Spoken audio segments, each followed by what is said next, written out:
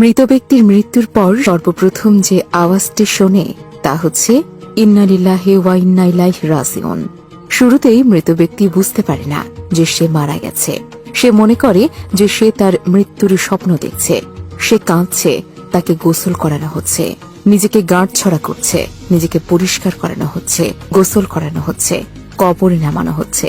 যখন তার দেহের উপরে বাঁশের কঞ্চি আর মাটির স্তূপ পড়ে থাকে তখন তার স্বপ্নভঙ্গ হয়। তখন সে চিৎকার করে বলতে থাকে, কিন্তু তার চিৎকার কেউ শুনতে পায় না।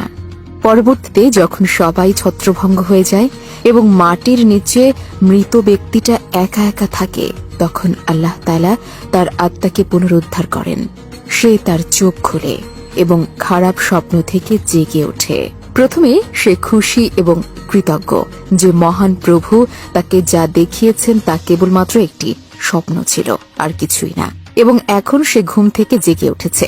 তারপর সে তার সমস্ত শরীর স্পর্শ করে যে সবেমাত্র একটি কাপড় মোড়ানো হয়েছে। সে অবাক হয়ে প্রশ্ন করে, আমার শার্ট কোথায়, আমার অন্তর্বাস কোথায়? তারপর তিনি বলতে থাকেন, আমি কোথায়, এই জায়গা কোথায়, কেন সর্বত্র ময়লা কাদার দুর্গন্ধ বের হচ্ছে, আমি এখানে কি করছি, কেনই বা আমি এখানে? তারপর সে বুঝতে শুরু করে যে সে মাটির ভেতরে এবং সে যা অনুভব করছে তা কোনো দুঃস্বপ্ন নয়। হ্যাঁ, সে বুঝতে পারে যে সে সত্যিই মারা গেছে। তারপর সে যতটা সম্ভব চিৎকার করে, তার আত্মীয় স্বজনদের জোরে জোরে ডাকে, বাবা মাকে ডাকে যারা তাকে বাঁচাতে পারে।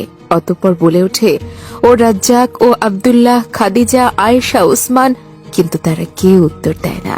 তখন তার মনে পড়ে এই মুহূর্তে আল্লাহ রাব্বুল আলামিনই তার একমাত্র ভরসা।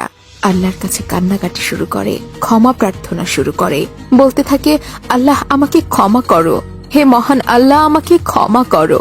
সে এমন একটা অবিশ্বাস্য ভয়ের চিৎকার করে যা সে তার জীবদ্দশায় আগে কখনো অনুভব করেনি।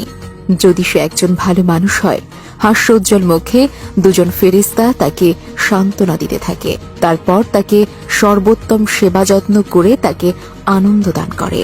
আর যদি সে খারাপ মানুষ হয় তাহলে দুজন ফেরেশতা তার ভয় আরো বাড়িয়ে দেবে এবং তাদের কুৎসিত চেহারা আর তার কাজ অনুযায়ী তাকে ভয়াবহ নির্যাতন করবে। ধীরে ধীরে নেমে আসবে কবরের আযাব, যে আযাব সম্পর্কে এক হাদিস থেকে জানা যায়, কাফের ও মুনাফিকদের যখন মুহাম্মদ সাল্লাল্লাহু আলাইহি ওয়াসাল্লামের ব্যাপারে বলা হবে যে ওই ব্যক্তি সম্পর্কে তুমি কি জানো, সে বলবে, আমি কিছুই জানি না। লোকজনের মুখ থেকে যা শুনেছি আমিও মাঝে মাঝে তাই বলতাম। তখন তাকে বলা হবে, তুমি উপলব্ধি করনি এবং পাঠও করনি।